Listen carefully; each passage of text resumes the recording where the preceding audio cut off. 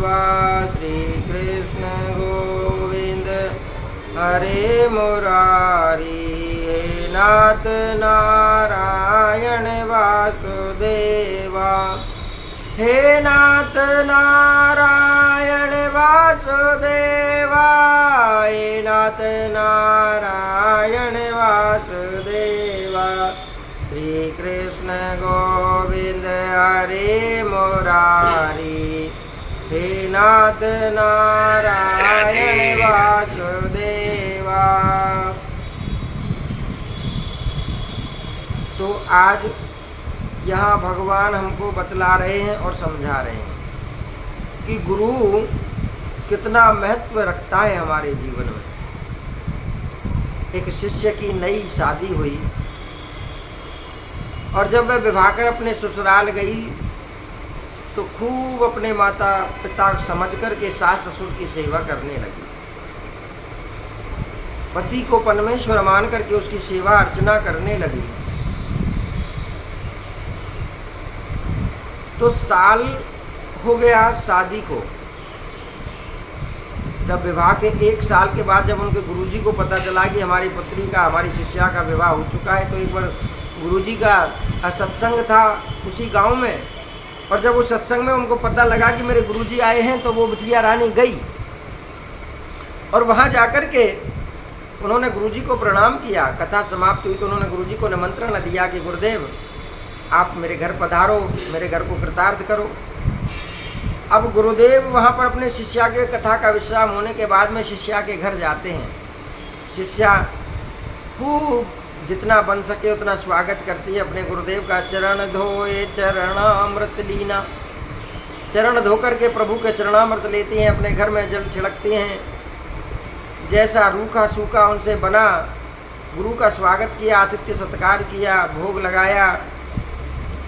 अब बैठ गए, एक आसन लगा करके गुरुदेव आपस में वार्तालाप, गुरु और शिष्या वार्तालाप करने लगे कि आप ठीक सब कुछ चल रहा है बिटिया, सब ठीक तो है ना, सास ससुर की सेवा करती हो ना। अब भाई देखो, हम बाद में यही तो बतलाना चाहते हैं कि समझना है। कई माताएं कहती हैं मेरी बहू में ये कमी है, मेरी बहू में ये कमी है। बहू को कितना भी बेटी मान लो लेकिन बहू कभी बेटी नहीं बन सकती। अरे मैया, जब तुम खुद मैया बनोगी सास से तभी तो बहू भी बेटी बनेगी। है? अब सास की वही आदत, कहीं हमारी बुराई तो नहीं कर रही है अपने गुरुजी से। अब खिड़की में से छुप करके सुन। अब गुरुजी की निगाह एकदम खिड़की पर पड़ी तो उन्होंने देखा कि सासू मैया खिड़की में से छुप करके सुन रही है।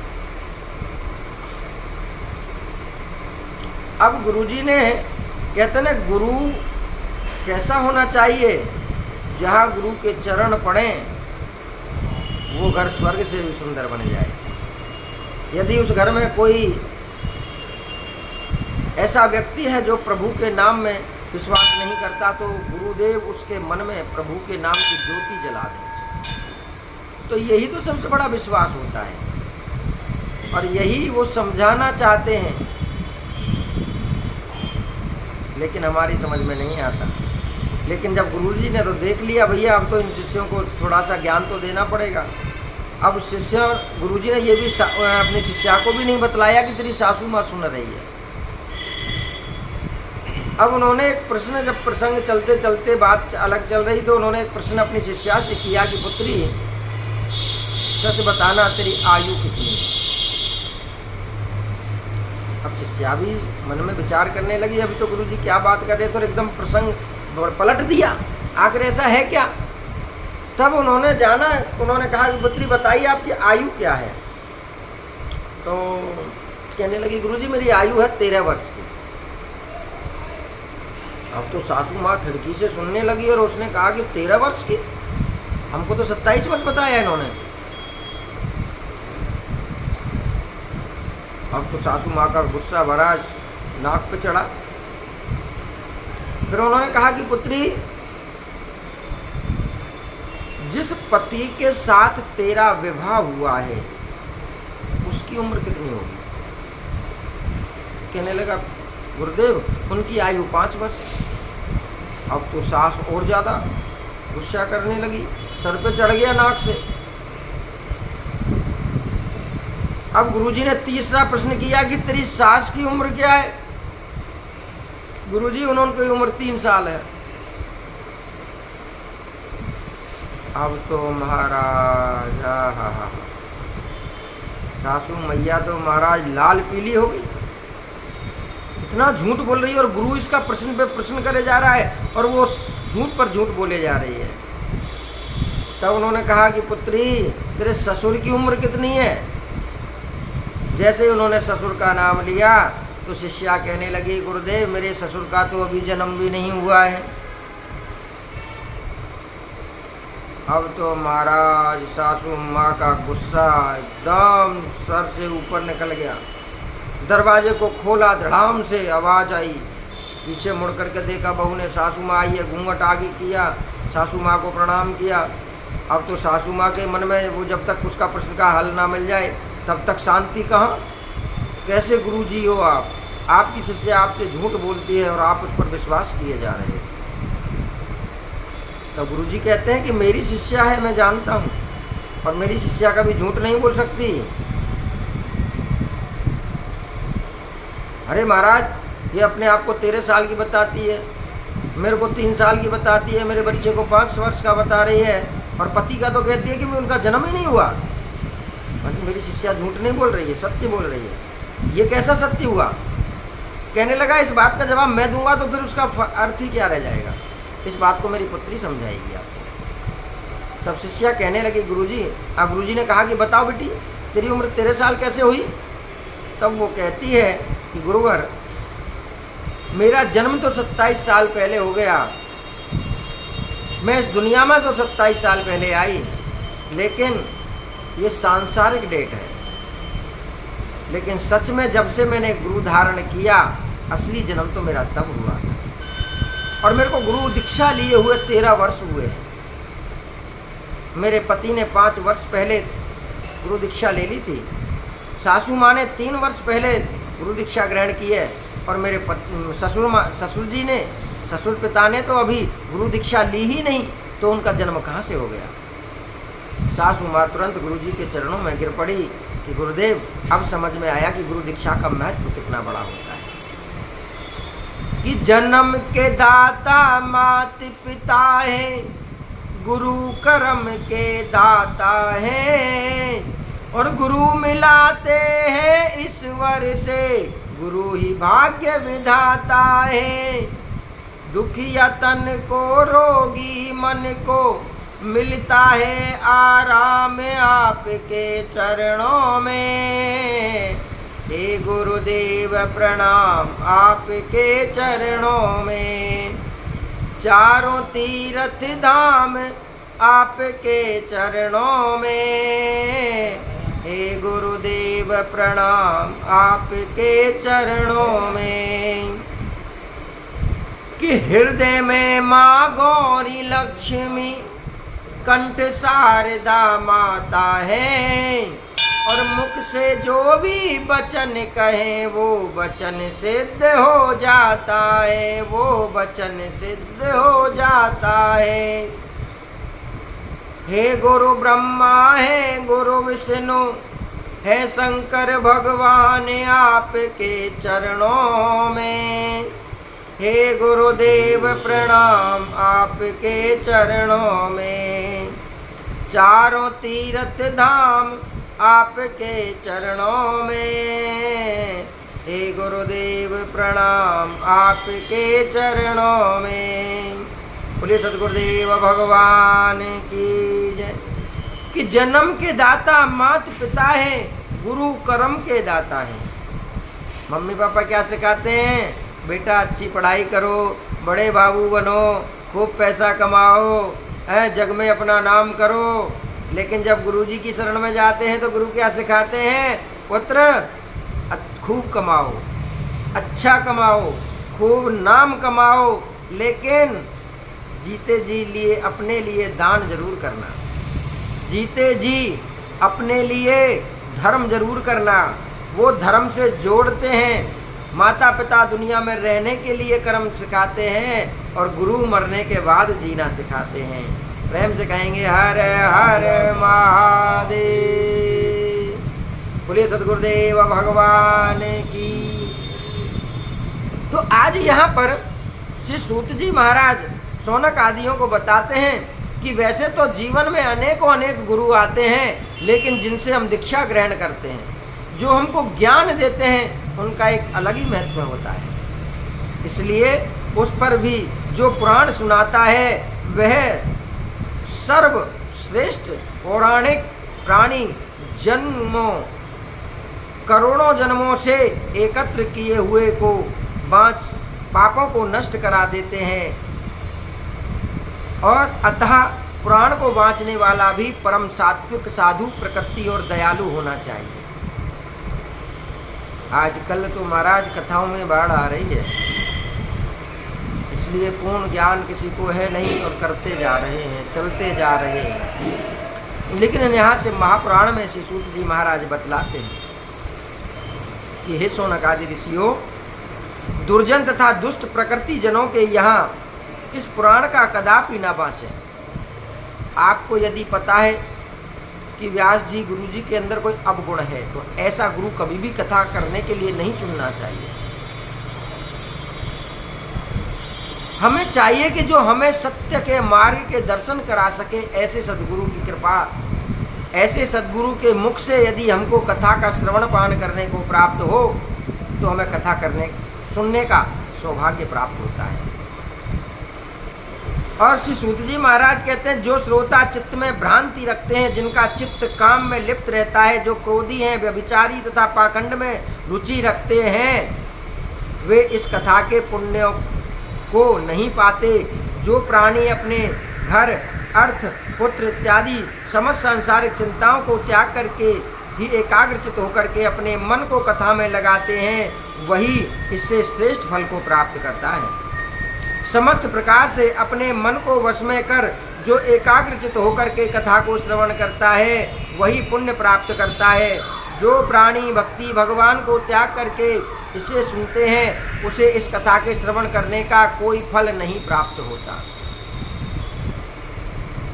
प्रेम से कहेंगे शंकर भगवान की जय। कथा श्रवण करने का सौभाग्य किस प्रकार हमको प्राप्त हो रहा है। कथा में बैठ कर के यदि हमारा ध्यान इधर उधर भटक रहा है, तो कथा सुनने का कोई लाभ नहीं होता। भगवान को मानते नहीं है, लेकिन दुनिया दिखावे के लिए महाराज बड़ा पुण्य करेंगे, तो ऐसे को कथा श्रवण का कोई सौभाग्य प्राप्त नहीं होता। श्री सूत जी महाराज कहते हैं, जो श्रोता प्राण के पूजन में तथा भक्ति भेंट किए बिना ही इस कथा को श्रवण करते हैं, वे मूर्ख रहते हैं और सदैव दूषित हो समझने चाहिए। जो प्राणी कथा होते समय कहीं और चले जाते हैं, उनकी संपत्ति आदि व्याधि में नष्ट हो जाती है। कथा में बैठ कर के भी जिनका कथा में ध्यान ना लगे, गुरु बना करके गुरु वचनों का पालन ना करें, तो समझ लो उसने जितनी भी संपत्ति एकत्र की है, वो संपत्ति सारी की सारी कभी डॉक्टरों में कभी नुकसान हो जाए, कभी वह व्यक्ति संपत्ति कहीं गिर जाए, तो ऐसी संपत्ति वो जोड़ नहीं पाता। भगवान श्री सूत जी महाराज समझाते हैं कि कथा सुनने का मतलब क्या है। हम जब कथा श्रवण करें तो हमारा किस प्रकार भाव होना चाहिए। जो मनुष्य कथा होते समय पान चबाते हैं, उन्हें नरक के यमदूत उन्हीं का विष्ठा खिलाते हैं। जो कथा को ऊंचे आसन पर बैठकर सुनते हैं, वे नरक यातनाओं को भोग करके काक बनते हैं। कागा किसका धन हरे और कोयल किसको दे, मीठे वाणी बोल कर जग अपना कर ले। काक काला होता है, जबकि कहते हैं काक जब प्रातः काल उठ करके हमारे दरवाजे पर कोई आवाज़ लगाता है, काएं काएं करता है, तो शगुन होता है, वो बतलाता है आज तुम्हारे घर में कोई मेहमान आने वाला है। लेकिन उसकी आवाज़ में मिठास नहीं है, जब वो हमारे दरवाजे पर बोलता है तो कहता है उड़ाओ इसको, काएँ काएँ कर रहा है सुबह, इसकी आवाज़ कान में चुभ रही है। लेकिन काग किसी का धन नहीं हरता, किसी को नुकसान नहीं पहुंचाता, फिर भी लोग उसको पत्थर मार के उड़ा देते हैं। कोयल किसको दे, कोयल किसको दे नहीं, कुछ देती नहीं है। कोयल कोई महाराज उंडियों की बरसात नहीं करती है, लेकिन जब वो बोलती है तो मीठा बोलती है। तो हमारा मन करता है हम केवल कोयल को सुनते ही रहें, सुनते ही रहें, सुनते ही रहें। प्रेम से बोलेंगे राधे राधे। तो काक भी काला, कोयल भी काली, लेकिन अच्छा कौन लग रहा है? जो मीठा बोल रहा है। हमारे जीवन में हमको वही तो अच्छे लगते हैं भैया, जो हमारे मुंह पे हमारी बड़ाई करते हैं। जो बुराई करते हैं उनको तो हम अपने जीवन से निकाल देते हैं, लेकिन बुराई करने वाला तुम्हारे अवगुणों को बताता है, बुराई करने वाला तुमको समझाता है। तो यद्वयम देवा नमस्तुभ्यम अद्भुत श्रवणम कथावाचतम। कथा को श्रवण करने का भी एक नियम होता है। जब आप, अब जैसे हमारी भाई देखो कथा लाइव हो रही है और हम बार बार आपसे कहते हैं कि आप कथा में लाइव आइए, और यहाँ पर अब हम 5वां दिन आज कथा का है। हम देखते हैं कि जैसे ही हमारा कथा लाइव प्रारंभ होता है, लाइव खुलता है, तो देखते हैं सबसे पहला कमेंट्स ममता, दूसरा नंबर आशा देवी। तो हमने समझा कि ये कथा का इंतजार करते हैं कि गुरुजी की कथा कब प्रारंभ हो, और प्रारंभ होते ही सबसे पहले हर हर महादेव, राधे राधे का कमेंट्स भी करते हैं। तो ये सबसे बड़ा नियम है कि हमें भी पता है कि जब कथा हो रही है तो कथा में कौन भक्त नियम से बैठा हुआ है, कौन प्रभु का इंतजार कर रहा है। और भगवान, तो ये ध्यान कर लेना, आज तुम भगवान की कथाओं का वेट करते हो तो एक दिन भगवान तुम्हारे संसार में सबसे सुंदर रास्ते खोलेंगे। जब भगवान की बारी आएगी तो वो तुमको अपने हृदय से लगा लेंगे, अपनी गोद में बिठा लेंगे। भगवान की कथाओं का प्रेम, भगवान के नाम से प्रेम हमारे जीवन में हमको बहुत कुछ देता है प्यारे। जो मनुष्य कथा में होते समय भी कथा में नहीं है, तो फिर उसको कथा श्रवण करने का कोई सौभाग्य नहीं है। तन को हमने कथा में रख तो दिया, लेकिन मन तो कहीं और विचलित हो रहा है। तो ऐसी कथाओं का क्या लाभ? तो सूत जी महाराज बताते हैं, कभी भी जो व्यासपीठ लगी हुई है उससे ऊंचाई पर बैठकर कथा नहीं सुननी चाहिए। आजकल तो महाराज बाढ़ आ रही है, केवल पैसे वालों के, बड़े बड़े नाम वालों के इतना सम्मान किया जाता है, और गरीब इंसान कोई कथा में आता है उसको कोई पता ही नहीं रहता कौन आया, कब आया और कब चला गया। आजकल महाराज 3 घंटे की कथा होती है, 3 घंटे में भी कोई मंत्री आ गया, कोई संतरी आ गया, कोई VIP आ गया। महाराज आजकल तो कथाओं में कई कैटेगरी हो गई हैं। उनको सोफा लगाए जाते हैं, कुर्सियां लगाई जाती हैं, बड़े आसन पर बिठाया जाता है, महाराज स्वागत करा जाता है, मालाएं पहनाई जाती हैं। तो भैया जब हम महाराज जी कथा कर रहे हैं तो उनका तो ध्यान भटक जाता है। जब स्वयं भगवान बैठे हैं तो हमारा अधिकार नहीं है भगवान के सामने हमारा कोई सम्मान करे। हम भगवान का सम्मान करें, ये हमारा नियम बनता है, ये हमारा कर्तव्य बनता है। लेकिन भैया क्या करें, नहीं सहे आप सहायता करोगे, नहीं उनका स्वागत करोगे तो फिर तुम्हारी पूछ नहीं होनी। तो श्री सूत जी महाराज ऐसे भक्तों को बता रहे हैं कि व्यास जी के वहाँ विराजमान होने के बाद में यदि व्यास जी के ऊपर कोई आसन पर बैठता है, व्यास जी के होते हुए कोई स्वागत करवाता है, व्यास जी के होते हुए कोई कथा के बीच में बोलता है, तो वो नरक का स्वामी कहलाता है और उसे कथा श्रवण करने का कोई सौभाग्य प्राप्त नहीं होता है। प्रेम से कहेंगे हर हर महादेव। जो वक्ता को प्रणाम ना करके कथा सुनते हैं वे नरक भोग करके अर्जुन वृक्ष होते हैं। कथा में आए और आपने कई लोगों को देखा महाराज जी अब कथा में लेट आते हैं, कथा प्रारंभ हो गई तो वो जहाँ जगह मिली वहीं बैठ गए, ना तो उन्होंने व्यासपीठ को प्रणाम किया, ना गुरुदेव को प्रणाम किया, ना व्यास जी को प्रणाम किया। और वहीं चुपचाप बैठ गए तो समझ लेना कथा सुनने का कोई फायदा नहीं होगा और अगले जन्म में अर्जुन नाम के वृक्ष को आपको बनना पड़ेगा। जो लेटकर कथा सुनते हैं वे नरकों के बाद अजगर बनते हैं। कभी भी अब लाइव कथा चल रही है ना, हमारी ममता बिटिया भी लाइव सुन रही हैं, आशा देवी भी लाइव सुन रही हैं, रीटा जी भी लाइव सुन रही हैं, अनेकों अनेक भक्त लाइव कथा को श्रवण कर रहे हैं, लाइव आ रहे हैं, तो हमें दिख रहे हैं कौन कौन यहाँ पर हमारी कथा को लाइव सुन रहे हैं। तो ध्यान करना मेरे बच्चों, पलंग पर लेटे लेटे कथा मत सुनना, वरना अगले जन्म में अजगर बनना पड़ेगा। जो वक्ता एवं कथा की निंदा करते हैं वे नरक भोग करके अगले जन्म में कुत्ते की योनि में जाते हैं। कई लोगों को देखा, अरे वो व्यास जी कैसे थे, अरे वो गुरु जी तो ऐसे हैं। हरि गुरु निंदा सुनहे जो काना, हरि की और गुरु की निंदा कभी सुननी नहीं चाहिए, करनी नहीं चाहिए। और यदि कोई तुम्हारे गुरु की निंदा करता है तो तुम्हें वहाँ से निकल लेना चाहिए और जवाब देने के काबिल हो तो उसको जवाब दे करके संतुष्ट जरूर करना चाहिए। लेकिन तुम कमज़ोर हो, सामने वाला कोई निंदा करने वाला तुमसे शरीर में अस्पष्ट है, तो वहाँ से चुपचाप निकल लो, क्योंकि कभी भी गुरु की और भगवान की निंदा हमारे कानों में नहीं पड़नी चाहिए।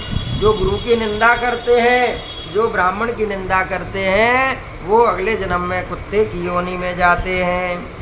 जो इस कथा को कभी नहीं सुनते वे नरक भोग करके वन में सूगर होते हैं। जो खल तथा कथा में विघ्न डालते हैं वो करोड़ों वर्ष नरक भोग करके गाम का सूगर बनते हैं। अतः श्रोता वक्ता दोनों की भक्ति से प्रसन्न होकर के कथा करनी एवं सुननी चाहिए।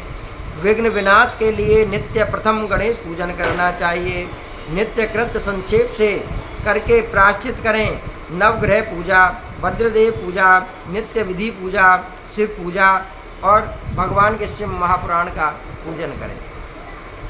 पूजन के अंतर भक्ति से हाथ जोड़ करके शिव महापुराण को प्रणाम करें, उनकी स्तुति करें। हे पुराण देव, आप साक्षात महेश्वर हो, प्रत्यक्ष हो, श्रवण के हेतु स्वीकृति हो, अतः मुझसे संतुष्ट हो। मैं तो अज्ञानी हूँ, मैं कुछ कह नहीं सकता, मैं कुछ कर नहीं सकता। जैसा आचार्यगण मुझको समझाते हैं हम कर रहे हैं कि तू चाले जो एक पग मैं चलूँ 60।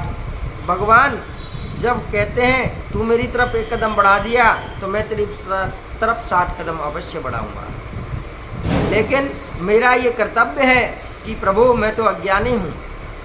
मंत्रहीनम क्रियाहीनम भक्तहीनम सुरेश्वरः यद पूजतम मया देवो परिपूर्णम तदस्तु मे। मंत्र न जानूं, आरती न जानूं, ना जानूं मैं विधि विधान, स्वीकार कर लेना मेरी पूजा को, बिना देना मेरे बिगड़े काम। ये तन मेरा नहीं सब तेरा है, इसको स्वीकार कर लेना। जैसा भी हूँ मैं तेरा हूँ, मुझको स्वीकार कर लेना। बस भगवान के चरणों में अपनी यही प्रीति लगाना, भगवान के श्री चरणों में अपना यही निवेदन करना। हम भगवान के मंदिर में जाते हैं तो केवल भगवान से यही कहते हैं, भगवान मेरा ये दुखड़ा है, इसको दूर कर। लेकिन कभी भगवान से भी भगवान का हाल चाल पूछ लिया करो। तो सूत जी महाराज कहते हैं, मेरा समर्पण कथा श्रवण करने का मनोरथ आपको सफल करना। आज से मैंने नियम से जो आपकी कथा श्रवण की है, इस कथा को सफल करना, मेरे श्रवण को सफल करना, मेरा मन आपके श्री चरणों में लीन करना। हे शंकर, मैं आपका दास हूँ, भव सागर में पड़ा हुआ हूँ, कर्म ग्राहकों से जकड़ा हुआ हूँ, मैं दीन हूँ, मेरा उद्धार करो। इस प्रकार से महापुराण की स्तुति करके नम्रता से व्यास जी महाराज का पूजन करना चाहिए, उनको प्रणाम करना चाहिए। शिव भगवान की विधि से पुष्प, पत्र, वस्त्र, भूषण, धूप, दीप आदि से प्रवक्ता का पूजन करना चाहिए। उसके आगे शुद्ध चित्त हो पुराण समाप्ति तक यत्न पूर्वक नियम धारण करके रखने चाहिए। जिस दिन हमने कथा को प्रारंभ किया उस दिन आपको नियम बतलाए थे कि आप घर बैठे भी कथा को श्रवण कर सकते हैं, और वही सौभाग्य आपको प्राप्त होगा जो घर बैठे आप कथा श्रवण कर रहे हो, यदि नियम करते हो तो। इंतजार से, रोज नियम से आपको कथा श्रवण करनी है। तामसिक वस्तुओं का सेवन करना है, झूठ नहीं बोलना है, शुद्ध कपड़े पहनने हैं, मन में भगवान का जाप करना है, मन में भगवान की स्तुति करनी है। जब भी आप रहें फ्री, ओम नमः शिवाय, हरि ओम नमः शिवाय, ओम नमः शिवाय, हरि ओम नमः शिवाय। बस ये जाप अपने हृदय में पंचाक्षर मंत्र का जाप करते रहिए।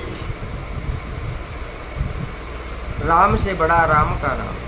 जब आप प्रभु का नाम लेते हो ना, तो आप समझ जाते हो। वक्ता से प्रार्थना करें कि आप शिव कथा विशारद परम ज्ञानी श्री व्यास स्वरूप हो। इस कथा के ज्ञान से मेरा अज्ञान दूर करें। मैं तो इस संसार में अज्ञानी बन करके आया, लेकिन आप जैसा गुरु मेरे जीवन में आया, मेरे जीवन में उजाला कर दिया। हे गुरुदेव, मेरे मन में जो अंधकार है उस अंधकार को दूर करो, मेरे अज्ञान को दूर करो। ये प्रार्थना अपने गुरुदेव से करें। वे शिव पंचाक्षर मंत्र को भक्ति से जपते रहें। ओम नमः शिवाय। यही कथा के श्रवण का संविधान, वक्ता, श्रोता आदि के लक्षण है, क्योंकि कथा का फल केवल और केवल भगवान की कथाओं से प्राप्त होता है, सौभाग्य प्राप्त होता है। और कथा का स्वरूप वह बतला रहे हैं, कथा का महत्व वो समझा रहे हैं। शौनक जी ने कहा कि सूत जी, आपने इस परम पवित्र कथा की विधि तो सुना दी, अतः कृपा लोकहित के लिए शिव महापुराण के श्रवण करने की व्रतियों का नियम सुनाइए। सूत जी महाराज बोले, हे शौनक, उन पुरुषों का नियम सुनो जिन्हें कि उन्हें विध्यान विघ्नता पूर्वक श्रवण करने का फल मिलता है। दीक्षा रहित पुरुषों को कथा श्रवण करने का कोई अधिकार नहीं। लेकिन फिर भी हमने अपने जीवन में गुरु नहीं बनाया है। जहाँ कथा श्रवण कर रहे हैं और कथा का हमें 1000 गुना फल मिलना चाहिए, वहाँ पर मात्र 100 गुना पे रह जाता है, 100%। और गुरु दीक्षा वाला यदि इस कथा को श्रवण करता है, हमने गुरु दीक्षा ले रखी और वो शिव महापुराण श्रावण मास में सुन रहा है, करोड़ों गुना उसका फल बढ़ जाता है। दीक्षा रहित पुरुषों को कथा का फल संपूर्ण प्राप्त नहीं होता। अब वृत्ति को ब्रह्मचर्य का पालन करते हुए भूमि शयन तथा पत्रावली पर भोजन करना चाहिए। वैसे तो देखो यहाँ पर नियम में बताया है कि हमें पत्तल में भोजन करना चाहिए नियम तक। अब पत्तल में नहीं तो कम से कम चांदी सोने के बर्तन तो गायब हो गए, तो स्टील के बर्तन में तो आप कर सकते हो।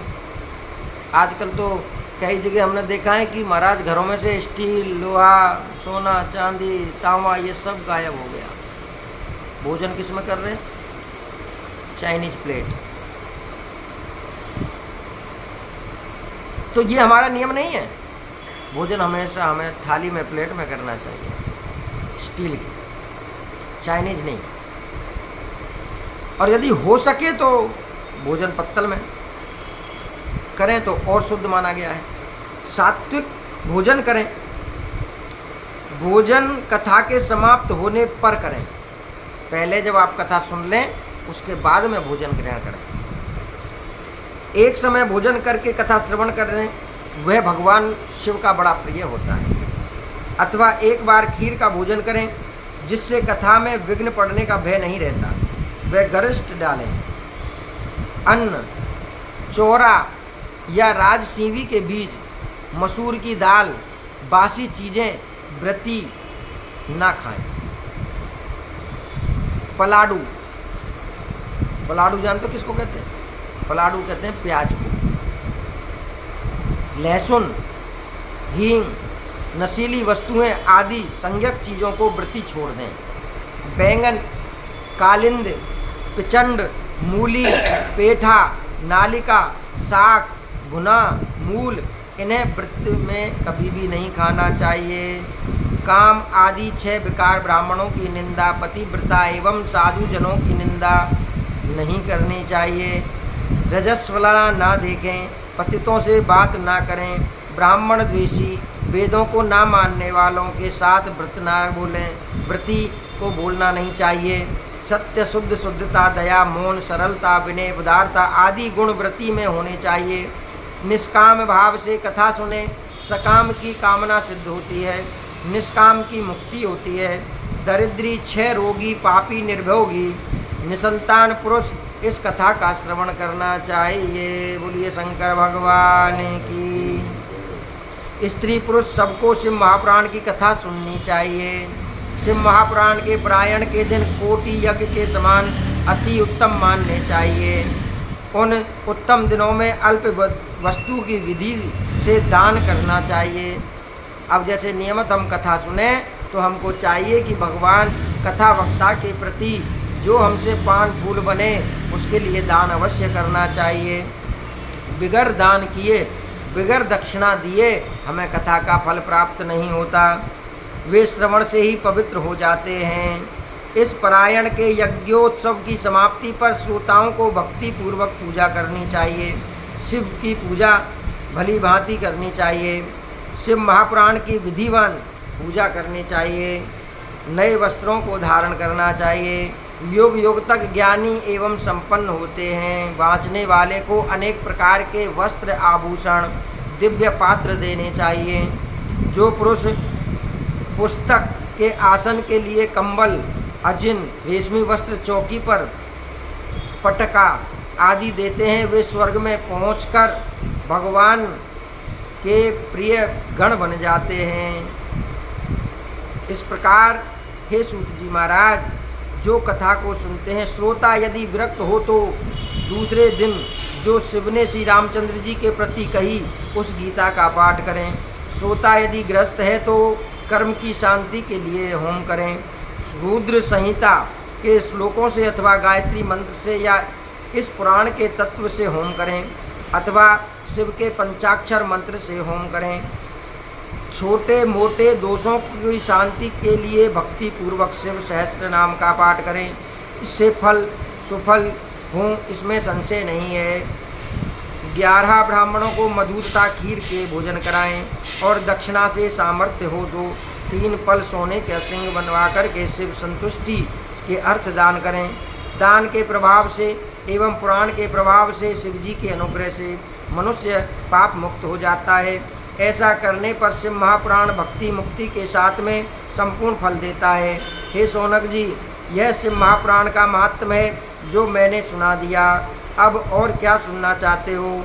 शिव महापुराण तो पुराणों का ताज है। जो प्राणी इस संसार में विश्वनाथ का ध्यान करते हैं वो और उनकी वाणी शिव गणों की स्तुति करते हैं वो भवसागर से तर जाते हैं। बोलिए शंकर भगवान की जय। बोलिए सद्गुरुदेव भगवान की। ये था आज तक शिव महापुराण का महत्व। अब इसमें आपको सबको सुनने का विधि बताया है, किस प्रकार शिव महापुराण सुनने का सौभाग्य प्राप्त है। कितने बड़े पापी चंचुला नाम की ब्राह्मणी ने कितना पाप किया, लेकिन अंतिम समय में जब गुरु कृपा से उनको शिव महापुराण सुनने को प्राप्त हुआ तो उनको भी भगवान शिवलोक प्राप्त हुआ, भगवान शिव जी का शिवलोक प्राप्त हुआ और शिवलोक में भी माँ पार्वती की सखी बनी। तो ये नियम पर यदि चलने वाले हैं तो हमको शिव महापुराण कथा सुनने का सौभाग्य प्राप्त होता है। नियम से यदि आप श्रावण मास में शिव महापुराण की कथा का रसस्वादन करते हो तो मेरे भक्तों, हम शिव के प्रिय बनकर के शिवलोक में वास करते हैं। कल से शिव महापुराण के अध्याय प्रारंभ होंगे। शिव महापुराण की कथा जो भगवान ने स्वयं अपने नंदीश्वर को सुनाई। तीर्थराज प्रयाग में ऋषि मुनियों की सभा किस प्रकार हुई और किस प्रकार वहाँ पर उन्होंने शिव महापुराण का श्रवण किया। ये ध्यान से सुनेंगे, प्रेम से कहेंगे ओम नमः शिवाय। नमामि तात शंकरं सुरम्य चंद्रशेखरं। नमः उमा महेश्वरं स्वभक्तकल्पपादिकं। त्वमेकमेशमीश्वरं शिवम् अनादिसेवितं। नमामि प्रेम मंगलम जगद्गुरुं च शाश्वतम्। पहले अध्याय में तीर्थराज प्रयाग में ऋषि मुनियों की सभा बतलाते हैं। देवादिदेव भगवान महेश्वर के चरण कमलों का ध्यान करके महामुनि श्री वेद व्यास जी महाराज बोले, हे तात, तीर्थराज प्रयाग जहाँ परम पुनीत भागीरथी और यमुना का संगम होता है के स्थान पर एक समय समस्त ऋषि और मुनियों के एकत्रित होकर के लोक कल्याण के लिए एक धर्म सभा की। अपनी शिष्य मंडली सहित महापौराणिक श्री सूत जी वहां आए। उनको आता देख समस्त मुनि ऋषि अपने अपने आसनों से उठ करके खड़े हो गए और उनका पूजन करने लगे। श्री सूत जी का सत्कार कर उन लोगों ने उन्हें ऊंचे आसन पर बिठाया। तब अति विनीत भाव से विनम्र स्वर में हाथ जोड़ करके बोले, हे महर्षि, इस कलयुग के प्रभाव से समस्त जीव त्रस्त हैं। मृत्यु लोक के सभी प्राणी सत्कर्मों से विमुख होने के कारण पाप की पीड़ा से दग्ध हो रहे हैं। कलि के प्रभाव से प्राणी दूसरों की निंदा करने वाले, चोर, पराई स्त्री से रमण करने वाले, हत्यारे, घमंडी, आध्यात्मिक ज्ञान से विनिष्ठ, भगवान में श्रद्धा न करने वाले और माता पिता की सेवा से विमुख हो जाएंगे। वे स्त्री की आज्ञा में चलेंगे, उनका मन धर्म कार्यों में किंचित भी नहीं लगेगा। ब्राह्मण लोभी हो जाएंगे, वे वेदों का ज्ञान बेचने लगेंगे, अपनी जीविका चलाने के लिए वेदों का सौदा करेंगे, धन की कामना और गर्व में डूबे रहेंगे। इसलिए वे कायर, धर्मद्रोही, घोरहीन प्रवृत्ति वाले होकर के इंद्रियों के दास हो जाएंगे। स्वाभिमान का भाव उनके हृदय में निकल जाएगा। स्वतंत्रता में उनको सुख प्राप्त होगा। आज से 10 से 20 वर्ष पहले संतान कभी माता पिता के सामने बोलती नहीं। संतान की तो बहुत बड़ी बात है मेरे प्यारे। कोई बच्चा कहीं भी गांव में खेल रहा होता तो गांव का कोई भी सदस्य है, यहाँ खेल रहा है, चल घर पहुंच, अपना हक जताता था। बच्चा डरता था, चुपचाप चला जाता, जवाब नहीं देते। और आज वो समय आ गया है कलयुग में, स्वयं बता रहे हैं कि संतान माता पिता से मुंह बात करने लग जाती है, अपने माता पिता का सम्मान नहीं करेगी। कलयुग के अंदर देव ऋषियों ने ये मंथन किया कि कौन सी कथा, कौन से क्रम के द्वारा यहाँ पर कोई ऐसी कथा व्रत हो जो उसको सुनकर के व्यक्ति सब बंधनों से मुक्त हो जाए। तब जाकर के सूत जी कहते, शरणागत के साथ विश्वासघात करने वाले होंगे। जो सबसे ज्यादा तुम्हारी सहायता करने वाला होगा, एक दिन वही सबसे बड़ा विश्वासघात करता है।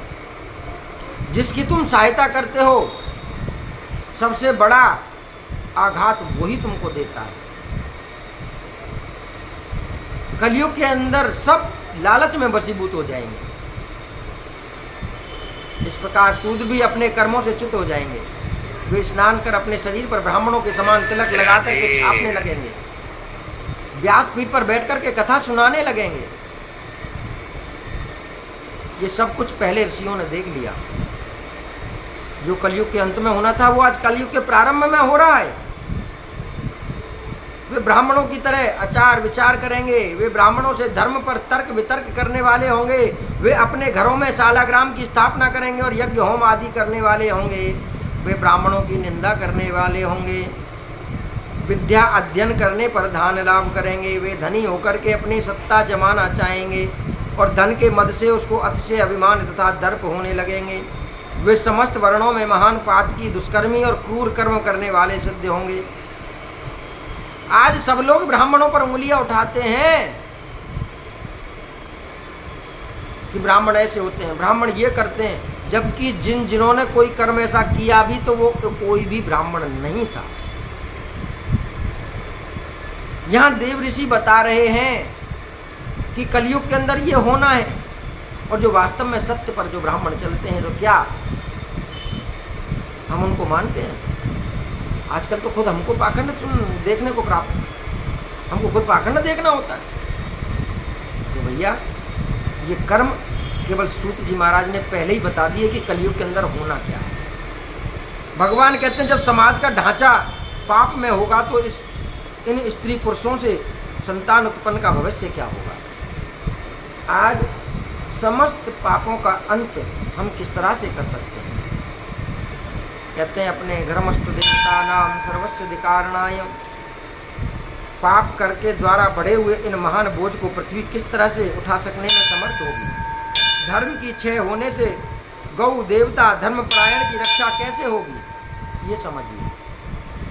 हम धर्म को त्याग देते हैं, दुनिया को दिखाने के लिए पूजा अर्चना इतनी करेंगे, बड़ों की निंदा करेंगे, माता पिता का सम्मान नहीं करेंगे, ब्राह्मण गुरुओं का अपमान करेंगे, तो क्या हमारी पूजा स्वीकार हो जाएगी? कभी जीवन में नहीं हो सकती है। श्री सूत जी महाराज बताते हैं, हे ऋषियों, समस्त धर्मों के ज्ञाता तथा महान उपकारी हों, इसलिए हम सबकी इच्छा है कि आप हमें कोई ऐसा सरल उपाय बताएं जिससे कलयुग में प्राणी पापों का नाश करके अपने धर्म की रक्षा कर सकने में समर्थ हो सके। धर्मो रक्षेति रक्षिता, यदि धर्म की आप रक्षा करोगे तो धर्म आपकी रक्षा करेगा।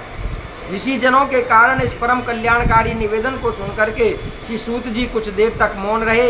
उन्होंने मन ही मन भगवान शंकर के चरणों का ध्यान किया। जब उन्होंने परम शांति प्राप्त हुई तो वे मधुर मधुर मुस्कुराते हुए ऋषि जनों से बोले, बोलिए शंकर भगवान की।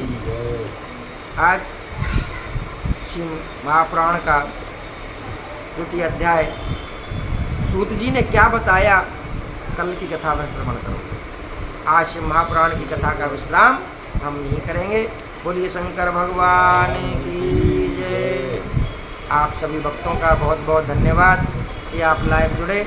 सबने घर बैठे जिन्होंने कथा सुनी है, मेरे भोलेनाथ की कृपा आप सभी पर विराजमान हो। सभी पर मेरे भोलेनाथ कृपा बरसाते रहें। जो यहाँ बैठकर कथा जिन सुन रहे हैं, मेरे भोलेनाथ की कृपा उन पर सदा सदा बरसती रहे। आज की कथा का विश्राम यही लेते हैं। कल ठीक 10 बजे से 12 बजे तक फिर हम बीच में आएंगे और कथा आपके लिए श्रवण कराएंगे। सभी भक्तों को हर हर महादेव, हर हर महादेव, हर हर महादेव। जय जय श्री राधे, जय जय श्री राधे, जय जय श्री राधे श्याम। ओम नमः शिवाय, ओम नमः शिवाय, नमः शिवाय, ओम नमः शिवाय, नमः शिवाय, ओम नमः शिवाय। हरे हरे बोले नमः शिवाय। गंगाधराय शिव गंगाधराय, नमः शिवाय बोले नमः शिवाय। गंगाधराय शिव जटाधराय, नमः शिवाय बोले नमः शिवाय। नमः शिवाय, ओम नमः शिवाय। हरे हरे बोले नमः शिवाय, नमः शिवाय, ओम नमः शिवाय। हरे हरे बोले नमः शिवाय। जटाधराय शिव जटाधराय, नमः शिवाय, ओम नमः शिवाय। गंगाधराय शिव गंगाधराय, भस्मांगराय शिव भस्मांगराय। ओम नमः शिवाय। हरि ओम नमः शिवाय। ओम नमः शिवाय। हरि ओम नमः शिवाय। हरि ओम ओम नमः शिवाय। हरि ओम नमः शिवाय।